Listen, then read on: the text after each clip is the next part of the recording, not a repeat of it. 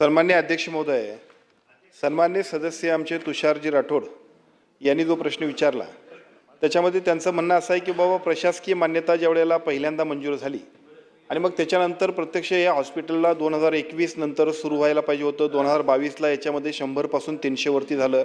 300 पर्यंतची त्याला प्रशासकीय मान्यता मिळाली. त्याच्यानंतर परत आणखीन त्याच्या एकूण अंदाजपत्रकाला मान्यता मिळाल्यानंतर 9/10/2024ला नांदेडला 300 कॉटवरून परत 500 कॉटच्यासाठी श्रेणीवर्धन करण्यासाठी मान्यता मिळाली. आणि मग त्याच्यानंतर उत्तरामध्ये याच्याबद्दलचं प्रत्यक्ष काम सुरू झालं. म्हणजे नेमकी वस्तुस्थिती काय? मी मगाशी सुद्धा उत्तरात सांगितलं की याच्यातली वस्तुस्थिती अशी आहे की मधल्या एका मीटिंगच्या निमित्तानं ज्या वेळेला एकूण राज्यातल्या बांधकामाची संपूर्ण वस्तुस्थिती बघितली आणि प्रत्यक्ष जी पहिल्या टप्प्यात कामं सुरू झाली ती कामं पूर्ण झाली पाहिजेत याच उद्देशानं आम्ही ज्याची टेंडर्स निघाली नव्हती अशी एकूण कामं रद्द केली. त्या एकूण रद्द केलेल्या कामामध्ये याही हॉस्पिटलचा समावेश आहे. त्यामुळे हे हॉस्पिटल सुरू व्हायचा किंवा त्याच्याबद्दलचा प्रश्न उपस्थित होत नाही.